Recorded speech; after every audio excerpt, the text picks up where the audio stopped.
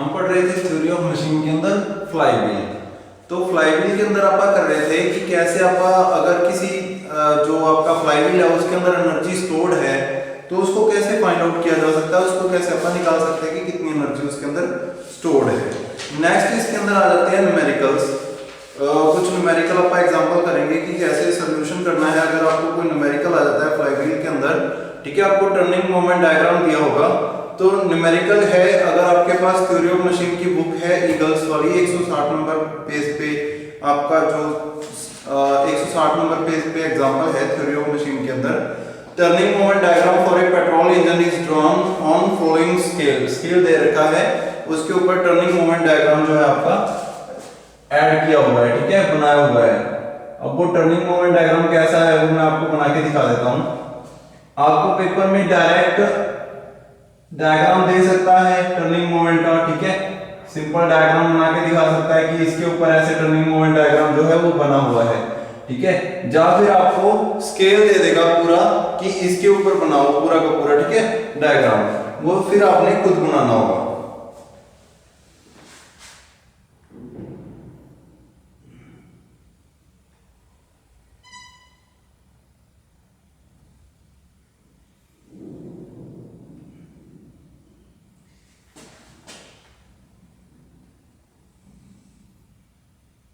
ये है energy fluctuation, ठीक है। एनर्जी फ्लक्चुएशन का एक डायग्राम बना हुआ है यहाँ पे, ठीक है, बना के उन्होंने दे दिया है आपको टर्निंग मोमेंट डायग्राम। कहते अब आपने बताना है कि मैक्सिमम फ्लक्चुएशन कितनी हो रही है, या कुछ क्वेश्चन वो अलग से पूछेगा, ठीक है। उसने एक डायग्राम, जस्ट एक डायग्राम बना के दिया है आपको जिसमें सारा जो फ्लक्चुएशन है वो शो हो रहा है कि कैसे कैसे एनर्जी जो है वो उसके अंदर है, तो उसके अंदर ऐड है, ठीक है। अब जो फ्लाईव्हील है वो क्या कर रहा है, कभी तो एनर्जी ज्यादा हो रही है कभी कम हो रही है इंजन के अंदर, पेट्रोल इंजन के अंदर, ठीक है। जब एनर्जी ज्यादा हो रही है तो फ्लाईव्हील ने उसको स्टोर कर लेना है, जब कम हो रही है तो सप्लाई कर देना है, ठीक है। लेकिन ये एनर्जी फ्लक्चुएशन तो हो रही है, ठीक है, ये फ्लक्चुएशन आपने निकालनी है, ठीक है। अपने को क्वेश्चन पूरा पढ़ते हैं आप। टर्निंग मोमेंट जो दे रखा है, कहते turning moment 1 mm is equal to 5 newton metre. जो टर्निंग मोमेंट है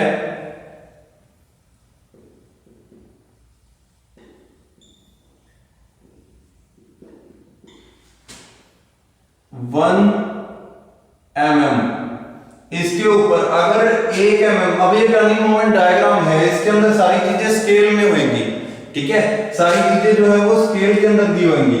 तो यहां से लेकर यहां तक अगर 1 mm है, ठीक है, ये दूरी अगर 1 mm बनती है, यहां से लेकर यहां तक ये डिस्टेंस अगर 1 mm है तो इट मींस ये कितना होगा, ये होगा 1 is equal to 5 newton metre, 5 newton metre के बराबर होगा 1 mm, ठीक है। और इस तरफ क्या होता है, इस तरफ तो टर्निंग मोमेंट होता है, टर्निंग मोमेंट, ठीक है।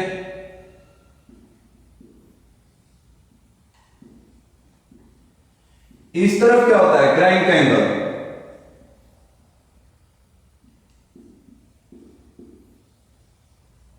क्रैंक एंगल जो होता है वो 1 डिग्री किसके बराबर होता है, 1 डिग्री के बराबर ही होता है। इसको डिग्री में मापते हैं, 1 डिग्री, ठीक है। तो ये तो 360 डिग्री पर जाकर ये पूरा साइकिल कंप्लीट होगा, तो ये 1 डिग्री जो है वो सेम ही रहेगा, लेकिन इसको आप रेडियन में कन्वर्ट कर लेंगे, ठीक है। वो जब अपने को रिक्वायरमेंट आएगी तब आप इसको लिख लेंगे। तो जो क्रैंक एंगल होता है, क्रैंक एंगल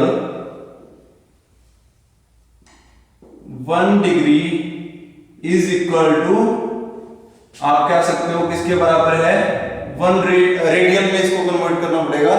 तो रेडियन जो 1 mm है वो किसके बराबर है, अपन ने स्केल किया है इसको सबसे पहले, 1 mm is equal to 1 degree के बराबर है, ठीक है। इस तरफ जो डायग्राम बना हुआ है, अगर इस तरफ आप 1 mm जाते हो 1 mm, तो ये 1 mm किसके बराबर है, 1 डिग्री के बराबर है। अगर ऊपर की तरफ 1 mm जाते हो वो 1 mm किसके बराबर है, 5 न्यूटन मीटर के बराबर है। इस तरफ टर्निंग मोमेंट है, इस तरफ क्रैंक एंगल है। ऐसे आप ये डायग्राम बना सकते हैं पूरा का पूरा, ठीक है, कहीं भी बना सकते हो। जैसे मैंने यहाँ पे एक डायग्राम और बना दिया, ठीक है। इसके अंदर अगर ये एरिया ज्यादा है, इट मींस यहाँ पे टर्निंग मोमेंट ज्यादा है। अगर ये यहां से लेकर यहां तक ये अब होता 10 mm, 10 mm होता और मैं कहता कि 1 mm किसके बराबर है, 5 न्यूटन मीटर के, तो ये टोटल यहां से लेके यहां तक मैक्सिमम टर्निंग मोमेंट कितना होता है, 10 into 5, it means 50 newton metre जो है ये मैक्सिमम कितना है, 50 न्यूटन मीटर। ठीक है, ऐसे आप इसका टर्निंग मोमेंट निकाल सकते हैं। ठीक है, तो मैक्सिमम टर्निंग मोमेंट कितना आ गया, 50 न्यूटन मीटर। ठीक है, ऐसे करके आप उसका भी ऐसे ही निकालेंगे जब अपने को रिक्वायरमेंट आएगी। ठीक है, आगे बढ़ते हैं। नेक्स्ट है इसके बाद इसने दे रखा है the turning moment diagram repeats itself at every half revolution of the engine and the areas above and below the main turning moment line taken in order are. जो टर्निंग मोमेंट एरियाज हैं वो कैसे कैसे दे रखे हैं, फिर से पढ़ता हूं लाइन को। एवरी हाफ रेवोल्यूशन के बाद इंजन जो है वो रिपीट करता है साइकिल को, ये हाफ रेवोल्यूशन है उसकी। ठीक है, 180 डिग्री है, 360 नहीं है, 180 डिग्री है। 180 डिग्री के बाद फिर से ये ऐसे ही चेंज होगा। ठीक है, उसके बाद नेक्स्ट इसने लिखा हुआ है the areas above and below the mean turning moment line. The area above and below the mean turning, ये मीन टर्निंग मोमेंट लाइन है, मीन टर्निंग मोमेंट या टी मीन लिखते हैं इसको, T mean turning moment line, उसके above and below दे रखे हैं। आपको ये डायग्राम दिया नहीं हुआ था इसने, ये डायग्राम आपने बाद में बनाना था। इसने जस्ट दे रखा था कि जो above and below turning moment diagram है वो कैसे है। ये taken in order are 295, 685, 40, 340, 960 and 270 mm square. Area दे रखा है इनका 295, 695, 40, 340, 960 एंड 270 mm। ये एरियाज आपको दे रखे हैं इसके अंदर। ठीक है, तो आपका जैसे जैसे जो एरिया ज्यादा है, ध्यान देना 295 है तो सबसे पहले स्टार्ट करेंगे 295 से, पहला एरिया पॉजिटिव की ओर बनाएंगे। डायग्राम आपने यहां से शुरू करना है। अभी तक आपको कुछ भी नहीं पता था, अभी तक आपके पास कोई डायग्राम नहीं था मान लो। ठीक है, ऐसे आपने एक मीन लाइन बना ली। ठीक है, अभी तक ये डायग्राम आपने बनाया नहीं था, आपके पास जस्ट मीन लाइन थी। अब आपको जैसे क्वेश्चन के अंदर आ गया कि ऐसे एरियाज दे रखे हैं, आपने डायग्राम बनाना है। ठीक है, डायग्राम बनाना स्टार्ट करोगे, सबसे पहले पॉजिटिव से स्टार्ट करोगे। पॉजिटिव कितना है अभी 295। ठीक है, तो 295 से स्टार्ट करोगे, 295 पॉजिटिव में है, फिर कितना है नेगेटिव है 685, मतलब थोड़ा सा ज्यादा एरिया है। एरिया दे रखा है ये यहां से लेकर जितना ये एरिया कवर होगा ना, ये टोटल एरिया है 685। सबसे पहला कितना था 295, 295 mm स्क्वायर। उसके बाद ये नीचे वाला कितना हो गया 685 mm स्क्वायर। उसके बाद फिर से 40 mm स्क्वायर, मतलब कि छोटा सा एरिया 40 mm स्क्वायर। आपने ये किसी स्केल पर ड्रॉ करने की जरूरत नहीं है, आप रफ स्केच बनाओगे। ठीक है, लेकिन लिख देना कि ये 40 mm स्क्वायर है ताकि एग्जामिनर को समझ में आए mm स्क्वायर। और फिर से नीचे क्या है 340 mm स्क्वायर, 340 mm स्क्वायर। उसके बाद फिर से कितना है 960 ऊपर की ओर है, बड़ा एरिया आ गया 960 mm स्क्वायर। और फिर नीचे छोटा एरिया आ गया कितना, लास्ट वाला 270 mm स्क्वायर। ऐसे अपन निकाल सकते हैं। ठीक है, ये सारी चीजें मैंने जस्ट एक डायग्राम बना दिया, उसके अंदर सारी चीजें रिकॉर्ड कर दी। सारी चीजें जैसे जैसे जो बड़ा एरिया है, ज्यादा एरिया, उसको थोड़ा सा बड़ा, और जो छोटा है उसको थोड़ा सा छोटा। तो अब मैं क्या कह सकता हूं कि फ्लक्चुएशन जो हो रही है वो टी मीन के अबव एंड बिलो हो रही है। ठीक है, टी मीन जो है वो सेंटर में है। उसके बाद अबव जितनी हो रही है वो कितनी है 9। सबसे पहले रिस्पेक्टिवली दिया होगा कि ऐसे ऐसे करके एरिया है, तो पहला जो एरिया आएगा वो पॉजिटिव आएगा, दूसरा दे रखा होगा वो नेगेटिव आएगा, ये देखिए नेगेटिव, फिर पॉजिटिव, फिर नेगेटिव, फिर पॉजिटिव, फिर नेगेटिव, और लास्ट उसके बाद फिर से जाएगा तो पॉजिटिव आएगा, तो पॉजिटिव यहाँ पे आ ही चुका है, फिर से साइकिल स्टार्ट होगा, वहां से जाके जीरो हो जाएगा, फिर से यहाँ से स्टार्ट होगा साइकिल, इंजन अपना क्रैंक रेवोल्यूशन पूरा करेगी, फिर से यहाँ तक पहुंचेगी, फिर से रेवोल्यूशन स्टार्ट करेगी, फिर से यहाँ पे पहुंचेगी, ऐसे ही चलता रहेगा। यहाँ तक डायग्राम बनाना सबको आ गया होगा, पेपर में ये वाली सीरीज दी होगी आपको, इससे आपने ये वाला डायग्राम बनाना है, हो सकता है कि यही डायग्राम दे दे वो, ठीक है। अब इस डायग्राम के बारे में खासियत आपको पता ही चल गई, पहले मैं बता चुका हूं कि इसके अंदर क्या है, आपको दो चीजें दे रखी हैं, एक तो आपको क्या कहेगा कि ये 1 mm जो है वो किसके बराबर है, 5 न्यूटन मीटर, ठीक है। तो जो ऊपर की और 1 mm है, इस लाइन के ऊपर 1 mm जो है, इस लाइन के ऊपर वो किसके बराबर है, 5 न्यूटन मीटर के बराबर है, ठीक है। और इस लाइन के ऊपर जो 1 mm है वो किसके बराबर है, 1 डिग्री के इक्वल है, ठीक है। तो ये दो चीजें, दो खासियत इसने अपने को पहले ही बता रखी है। अब बाकी का न्यूमेरिकल अपने खुद सॉल्व करना है। तो इससे आप क्या निकाल सकते हैं, ये एरिया आपको दे रखा था बुक के अंदर, आपके न्यूमेरिकल के अंदर। अब अगर मैं ये वाला एरिया जो टोटल एरिया है वो तो अपने को पता है, अगर इससे एक एरिया बना दूं 1 mm, जो एरिया अगर मैं बनाना चाहूं, देन जो उसके अंदर स्केल जो थे वो किसके बराबर थे, देयरफॉर 1 mm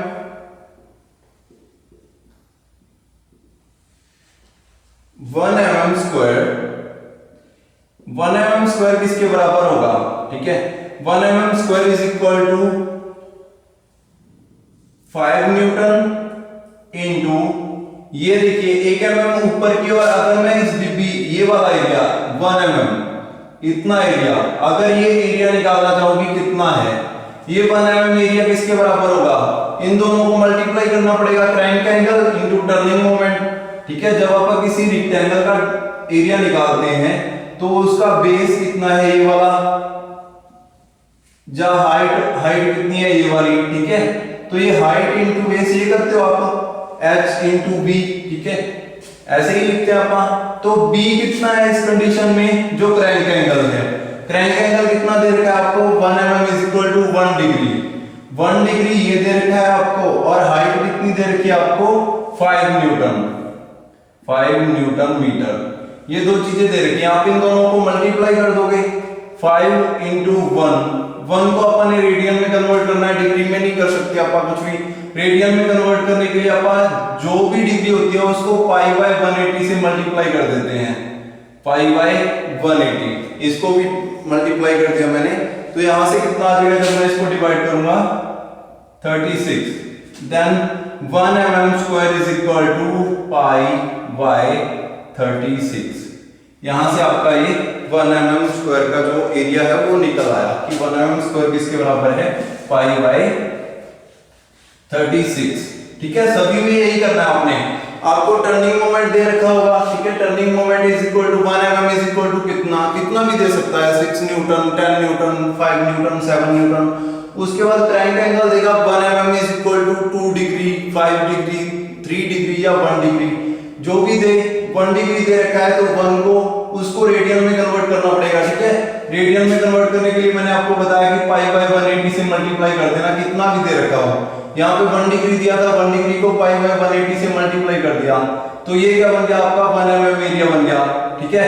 उसको इस 1 mm एरिया से मल्टीप्लाई कर दिया, 5 इंटू 1 इंटू ये 1 क्रैंक एंगल था, उसको रेडियन में कन्वर्ट करने के लिए, देन आंसर आ गया पाई बाय 36, ठीक है।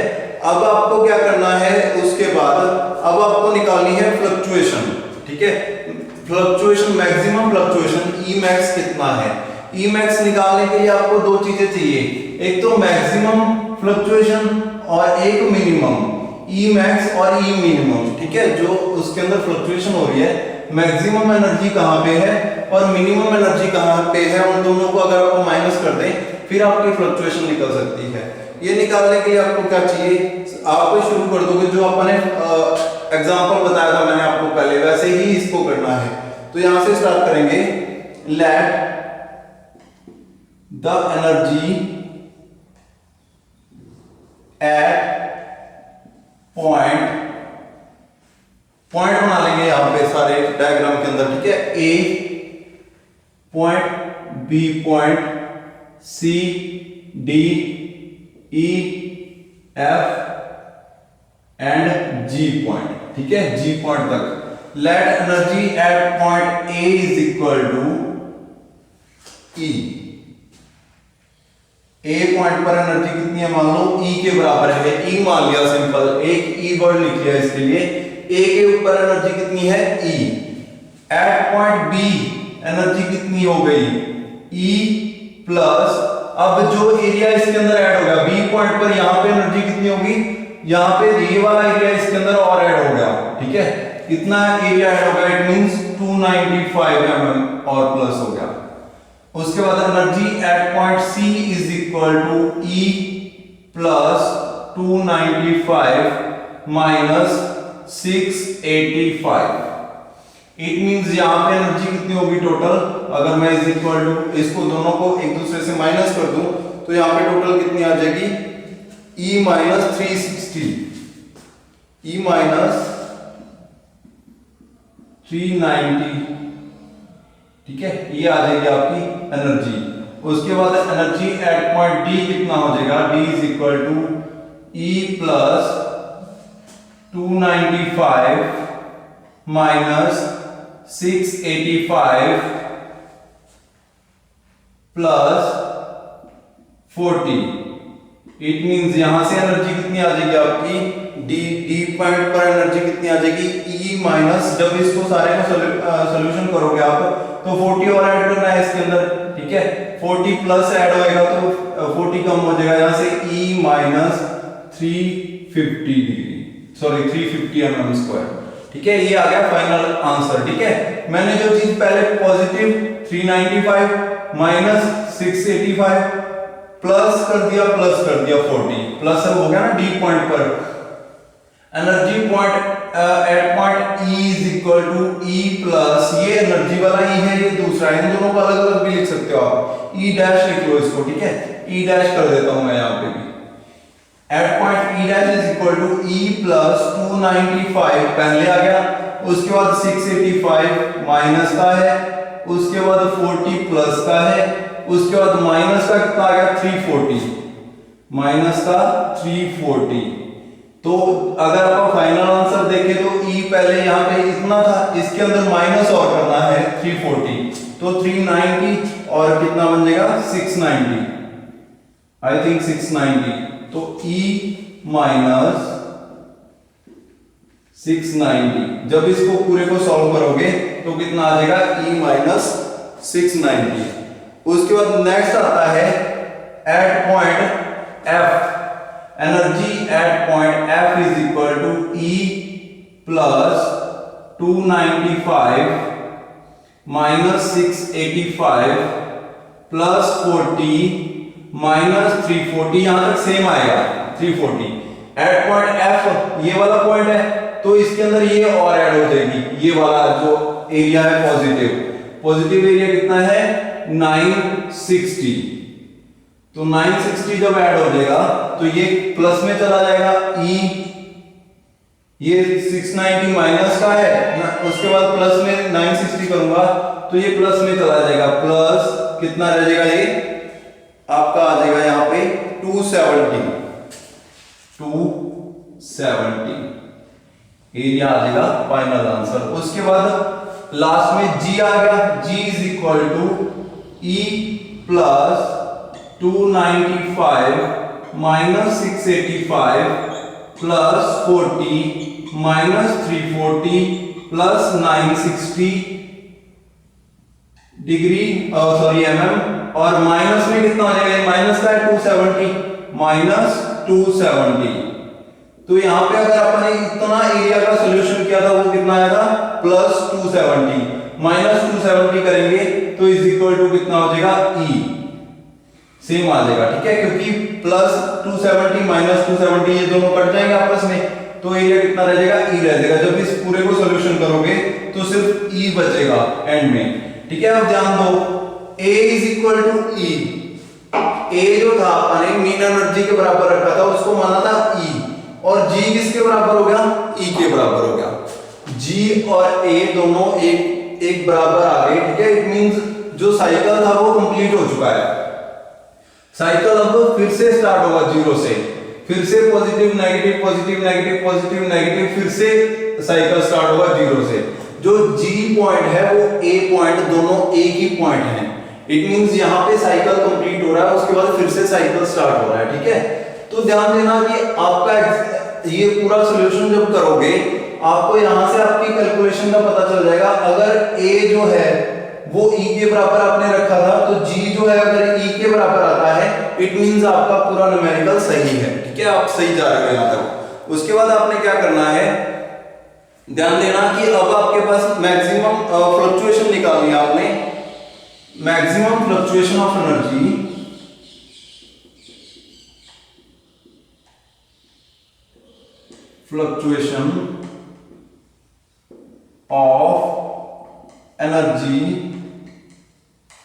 ई मैक्स से लिखते हैं अपन उसको, is equal to maximum energy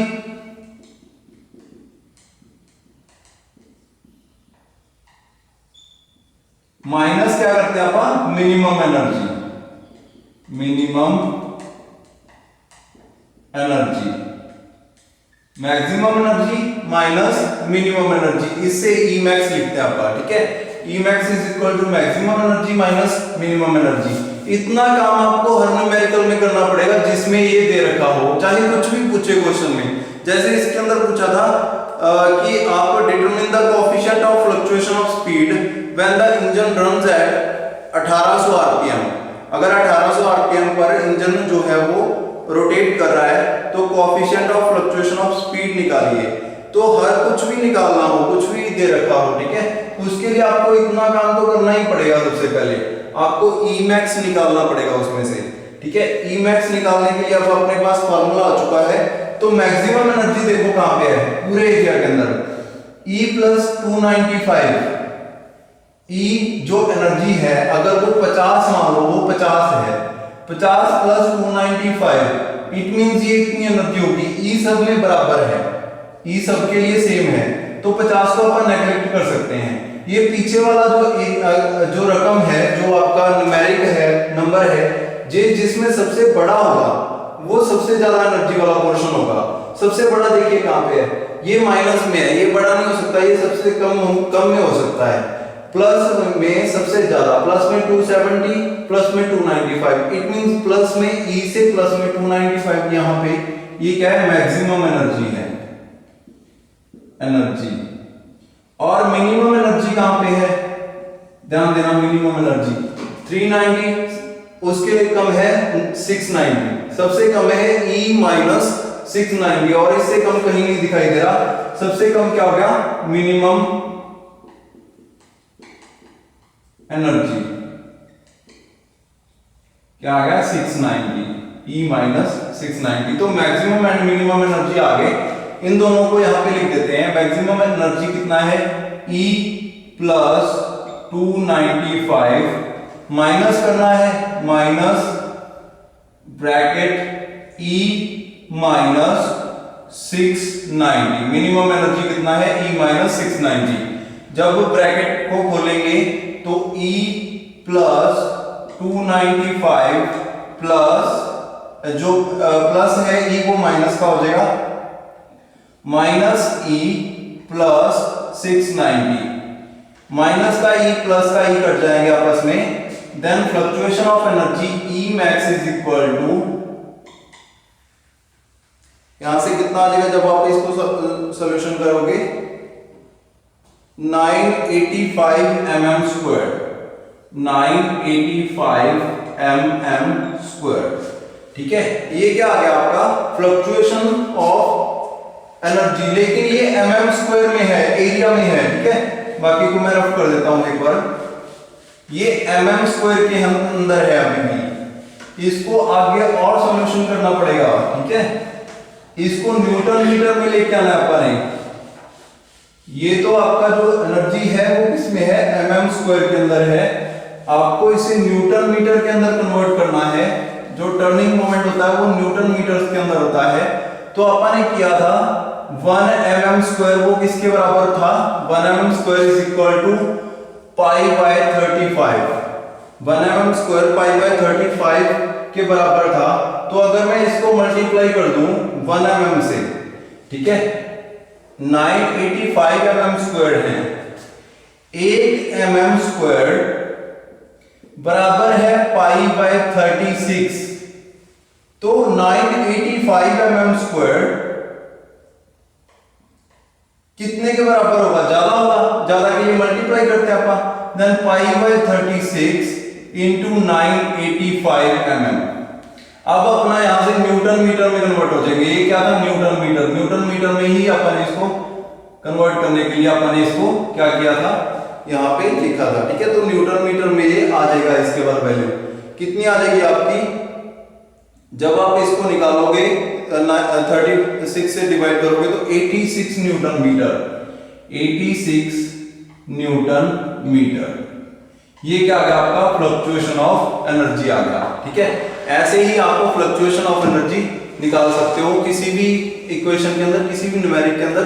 fluctuation of energy जो है वो सेम फॉर्मूला से ही निकलती है, ठीक है। नेक्स्ट है, आगे अपन करते हैं नेक्स्ट न्यूमेरिकल इसी के अकॉर्डिंग, ठीक है। इसमें भी अगर कुछ और पूछ ले, कई बार क्वेश्चन पूछता है, जैसे इसके अंदर आपको पूछ रखा था कि फ्लक्चुएशन ऑफ एनर्जी जो है उसको निकालिए जहां coefficient of fluctuation of speed दे रखा हो, coefficient of fluctuation of speed निकालना हो तो वो कैसे निकाला जा सकता है? उसके लिए आगे फार्मूला लगता है। जैसे आपने एनर्जी की इक्वेशन बनाई थी, then delta E is equal to, इसको अपन एक और फार्मूला से निकाल सकते हैं, is equal to delta E fluctuation of energy, वही है सेम, ठीक है। या E मैक्स लिखते हो या डेल्टा मैक्स लिखते हो, फ्लक्चुएशन ऑफ एनर्जी, ठीक है। E मैक्स ही लिख देता हूं मैं इसको, मैक्सिमम फ्लक्चुएशन ऑफ एनर्जी, या delta max, delta E, same दोनों एक ही चीजें हैं। इसके लिए फार्मूला आता है mk² इंटू ω² CS। CS क्या होता है? Coefficient of fluctuation of speed. Coefficient of fluctuation of speed को CS बोलते हैं। इसके लिए CS के लिए एक और फार्मूला भी होता है, CS is equal to n1 minus n2 divided by n। Maximum number of speed, minimum number of speed divided by mean speed. ऐसे करके आप CS निकाल सकते हो, coefficient of fluctuation of speed, ठीक है। ये अपन पिछले लेक्चर में किया था, इससे पहले वाले लेक्चर में किया था अपन इसको सॉल्यूशन, ठीक है। अब अगर आपके पास ये सारी डिटेल्स दे रखी हो, ठीक है, mk² ω² CS, ठीक है, इस फार्मूला से आप क्या निकाल सकते हो? चाहे तो आपको CS पूछ ले, coefficient of fluctuation of speed पूछ ले, चाहे वो पूछ ले फ्लाईव्हील का वेट, स्पेसिफिक वेट, चाहे पूछ ले रेडियस ऑफ गायरेशन, ठीक है, चाहे पूछ ले मास ऑफ फ्लाईव्हील, ठीक है। ये कोई भी चीज पूछ सकता है वो। तो इसके अंदर जैसे उसने मास दे रखा था क्वेश्चन के अंदर, क्वेश्चन पूरा पढ़ता हूं मैं फिर से। टर्निंग मोमेंट 1 mm जो 5 न्यूटन के बराबर था, उसके बाद उसने ये फ्लक्चुएशन दे रखी थी। उसके बाद rotating part are equivalent to the mass of 36 kilogram. m दे रखा था 36 किलोग्राम मास दे रखा था इस न्यूमेरिकल के अंदर। और क्या दे रखा था आपको? Radius of gyration k is equal to 3, radius of gyration दे रखी थी 150 mm। 150 mm इसको आप मीटर में कन्वर्ट कर लोगे, ठीक है, 1000 से डिवाइड करके, देन 0.15 mm आ जाएगा, ठीक है, सॉरी 0.15 मीटर। उसके बाद और क्या दे रखा था आपको? n दे रखा था नंबर ऑफ रोटेशन, ठीक है। ओमेगा आपने निकालना था, angular speed, sorry, omega is equal to angular speed, omega निकालना था is equal to 2 pi n, ठीक है। यहां से आप निकाल सकते हो डिवाइडेड बाय 60। ये फार्मूला होता है ओमेगा निकालने का, ठीक है। जो एंगुलर वेलोसिटी होती है, एंगुलर स्पीड जो होती है, उसको निकालने के लिए 2 pi n divided by 60। n कितना दे रखा था आपको? 1800 RPM. n is equal to 1800 RPM. Then यहां से आप क्या फाइंड आउट कर सकते हैं? 2 पाई इंटू 1800 डिवाइडेड बाय 60 करके यहां से ये निकाल सकते हो, और इसको फार्मूला में पुट करके आप क्वेश्चन को सॉल्व कर सकते हो।